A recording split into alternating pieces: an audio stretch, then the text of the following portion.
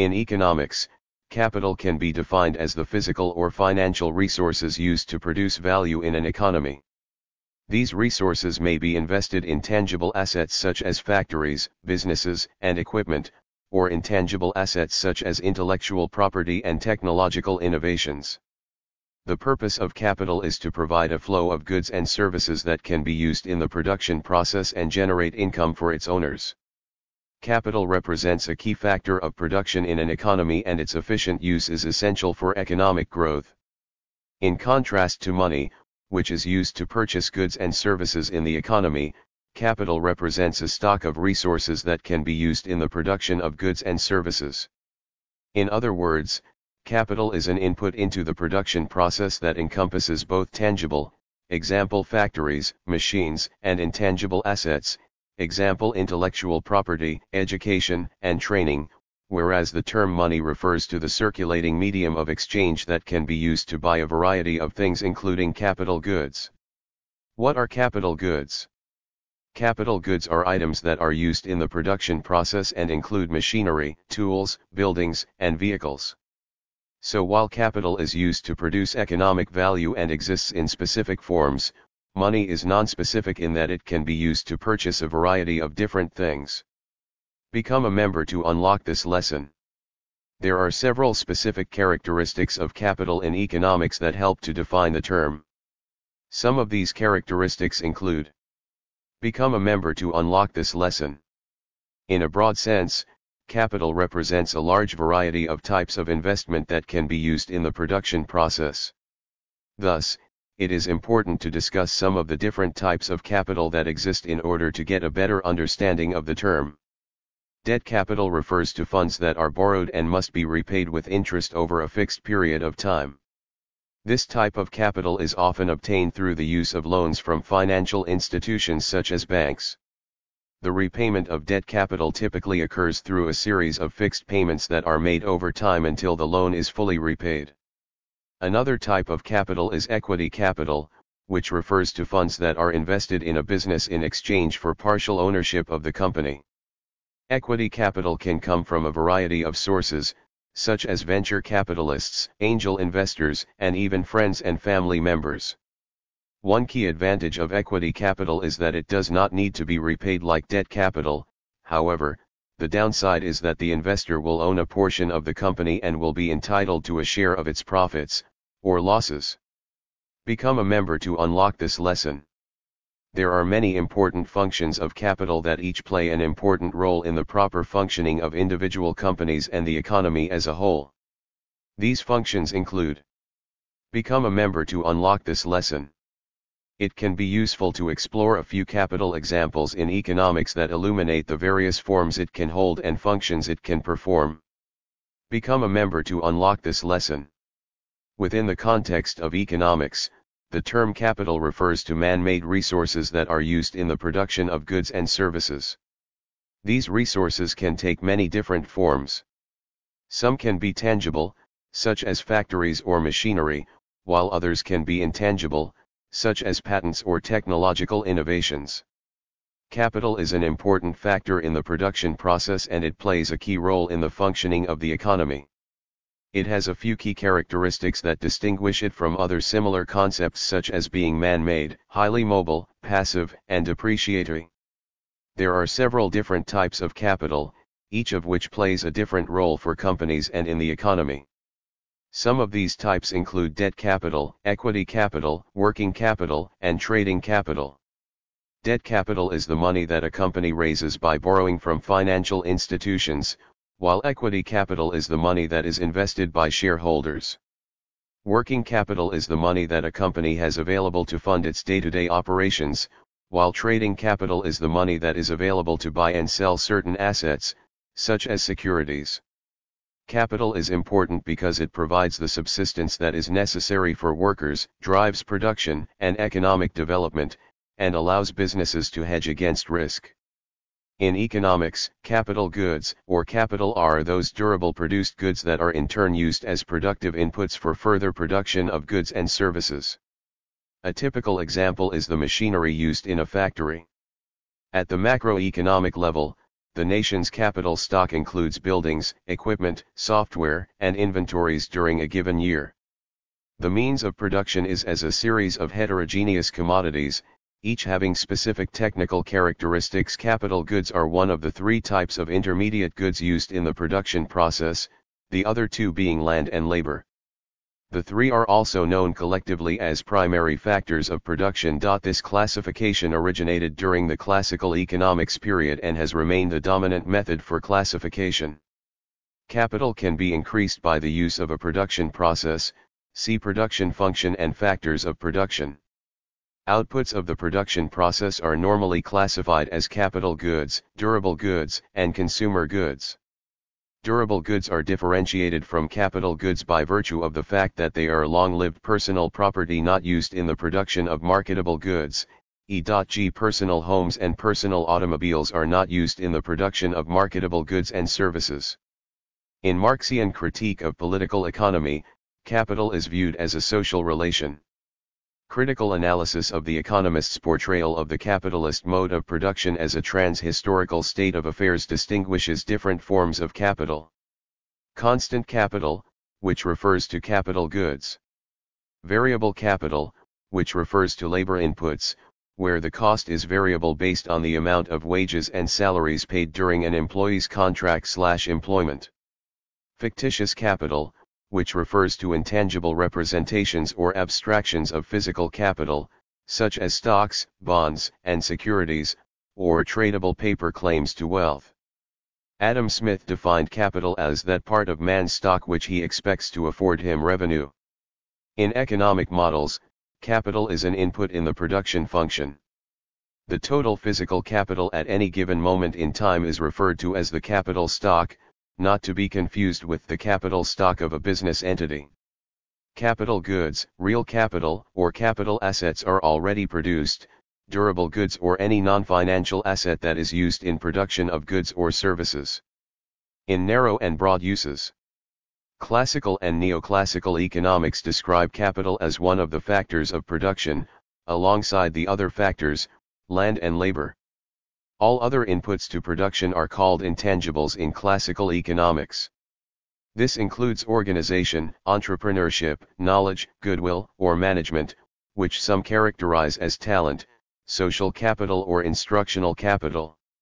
Many definitions and descriptions of capital goods production have been proposed in the literature. Capital goods are generally considered one-of-a-kind, capital-intensive products that consist of many components. They are often used as manufacturing systems or services themselves. Examples include hand tools, machine tools, data centers, oil rigs, semiconductor fabrication plants, and wind turbines. Their production is often organized in projects, with several parties cooperating in networks. This is what makes it a factor of production. The good is not used up immediately in the process of production, unlike raw materials or intermediate goods. The significant exception to this is depreciation allowance, which, like intermediate goods, is treated as a business expense. The good can be produced or increased, in contrast to land and non-renewable resources. These distinctions of convenience have carried over to contemporary economic theory. Adam Smith provided the further clarification that capital is a stock. As such, its value can be estimated at a point in time. By contrast, investment, as production to be added to the capital stock, is described as taking place over time, per year, thus a flow. Earlier illustrations often described capital as physical items, such as tools, buildings, and vehicles that are used in the production process. Since at least the 1960s, economists have increasingly focused on broader forms of capital. For example, investment in skills and education can be viewed as building up human capital or knowledge capital, and investments in intellectual property can be viewed as building up intellectual capital. Natural capital is the world's stock of natural resources, which includes geology, soils, air, water, and all living organisms. These terms lead to certain questions and controversies discussed in those articles. A capital good life cycle typically consists of tendering, engineering and procurement, manufacturing, commissioning, maintenance, and, sometimes, decommissioning. Capital goods are a major factor in the process of technical innovation. All innovations, whether they involve the introduction of a new product or provide a cheaper way of producing an existing product, require that the capital goods sector shall produce a new product, machine or physical plant, according to certain specifications. Rosenberg, article title, Capital Goods, Technology and Economic Growth, 1963. Capital goods are a constituent element of the stock of capital assets, or fixed capital, and play a key role in the economic analysis of growth and production, as well as the distribution of income. Immaterial capital goods. Capital goods can also be immaterial, when they take the form of intellectual property. Many production processes require the intellectual property to, legally, produce their products. Just like material capital goods, they can require substantial investment, and can also be subject to amortization, depreciation, and divestment. Differences from consumer goods. People buy capital goods to use as static resources to make other goods, whereas consumer goods are purchased to be consumed. For example, an automobile is a consumer good when purchased as a private car. Dump trucks used in manufacturing or construction are capital goods because companies use them to build things like roads, dams, buildings, and bridges.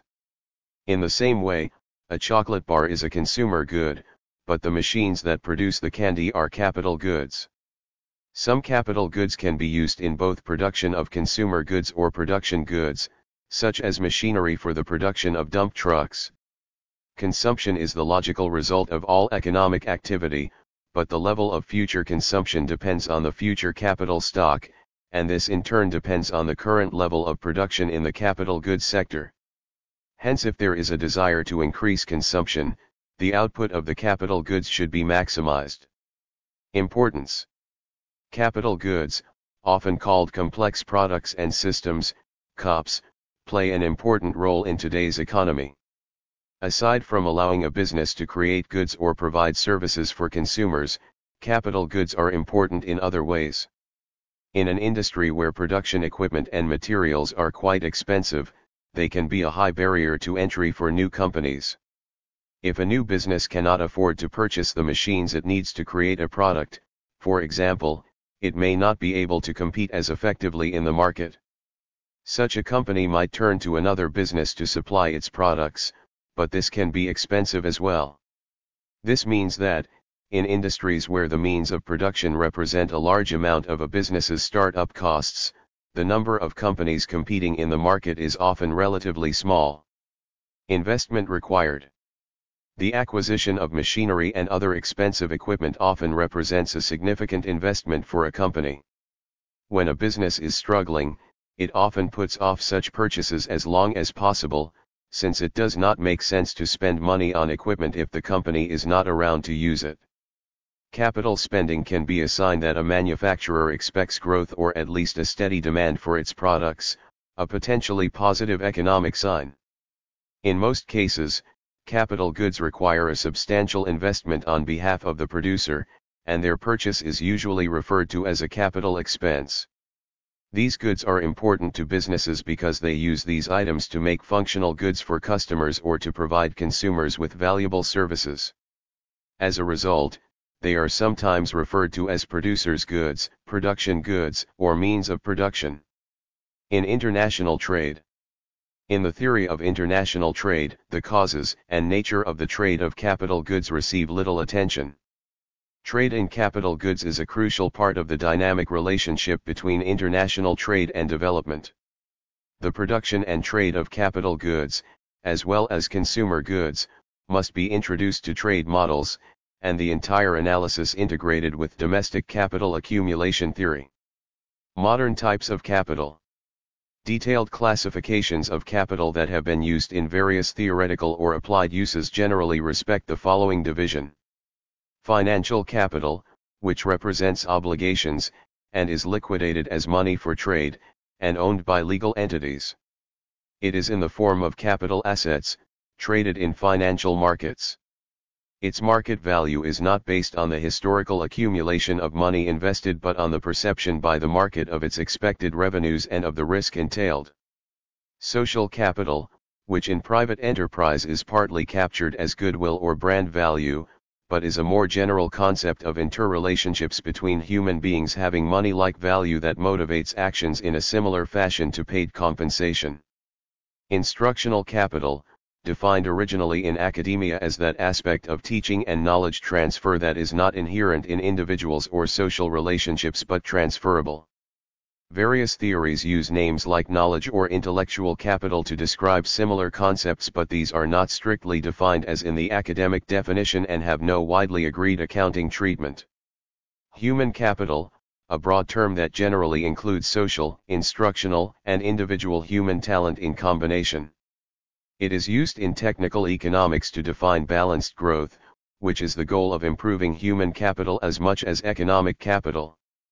Public capital is a blanket term that attempts to characterize physical capital that is considered infrastructure and which supports production in unclear or poorly accounted ways.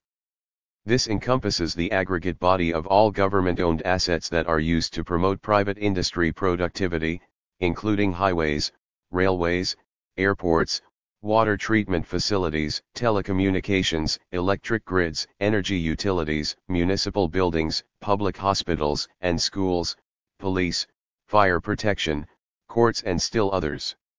However, it is a problematic term insofar as many of these assets can be either publicly or privately owned. Natural or ecological capital is the world's stock of natural resources, which includes geology, soils, air, water, and all living organisms. Some natural capital assets provide people with free goods and services, often called ecosystem services. Two of these, clean water and fertile soil, underpin our economy and society and make human life possible. Separate literatures have developed to describe both natural capital and social capital. Such terms reflect a wide consensus that nature and society both function in such a similar manner as traditional industrial infrastructural capital, that it is entirely appropriate to refer to them as different types of capital in themselves. In particular, they can be used in the production of other goods, are not used up immediately in the process of production, and can be enhanced, if not created, by human effort. There is also a literature of intellectual capital and intellectual property law. However, this increasingly distinguishes means of capital investment, and collection of potential rewards for patent, copyright, creative or individual capital, and trademark, social trust or social capital, instruments. Building on Marx, and on the theories of the sociologist and philosopher Pierre Bourdieu, scholars have recently argued for the significance of culinary capital in the arena of food. The idea is that the production, consumption, and distribution of knowledge about food can confer power and status. Interpretations. Within classical economics, Adam Smith, Wealth of Nations, Book 2, Chapter 1, distinguished fixed capital from circulating capital. The former designated physical assets not consumed in the production of a product, example machines and storage facilities, while the latter referred to physical assets consumed in the process of production, example raw materials and intermediate products. For an enterprise, both were types of capital. Economist Henry George argued that financial instruments like stocks, bonds, mortgages, promissory notes, or other certificates for transferring wealth is not really capital, because their economic value merely represents the power of one class to appropriate the earnings of another, and their increase or decrease does not affect the sum of wealth in the community. Some thinkers, such as Werner Sombart and Max Weber, locate the concept of capital as originating in double-entry bookkeeping, which is thus a foundational innovation in capitalism, Sombart writing in Medieval and Modern Commercial Enterprise that the very concept of capital is derived from this way of looking at things. One can say that capital, as a category, did not exist before double-entry bookkeeping. Capital can be defined as that amount of wealth which is used in making profits and which enters into the accounts. Karl Marx adds a distinction that is often confused with David Ricardo's. In Marxian theory, variable capital refers to a capitalist's investment in labor power, seen as the only source of surplus value. It is called variable since the amount of value it can produce varies from the amount it consumes, i.e., it creates new value. On the other hand, constant capital refers to investment in non-human factors of production, such as plant and machinery, which Marx takes to contribute only its own replacement value to the commodities it is used to produce. Investment or capital accumulation, in classical economic theory, is the production of increased capital. Investment requires that some goods be produced that are not immediately consumed, but instead used to produce other goods as capital goods. Investment is closely related to saving, though it is not the same. As Keynes pointed out, saving involves not spending all of one's income on current goods or services, while investment refers to spending on a specific type of goods, i.e., capital goods. Austrian school economist Eugen Boehm von Bauerk maintained that capital intensity was measured by the roundaboutness of production processes. Since capital is defined by him as being goods of higher order, or goods used to produce consumer goods, and derive their value from them, being future goods. Human development theory describes human capital as being composed of distinct social, imitative and creative elements.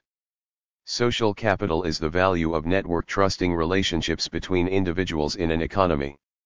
Individual capital, which is inherent in persons, protected by societies, and trades labor for trust or money.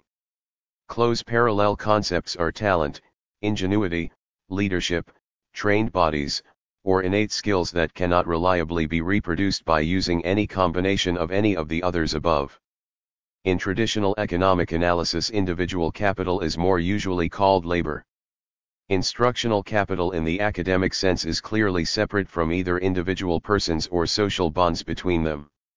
This theory is the basis of triple bottom line accounting and is further developed in ecological economics, welfare economics, and the various theories of green economics, all of which use a particularly abstract notion of capital in which the requirement of capital being produced like durable goods is effectively removed.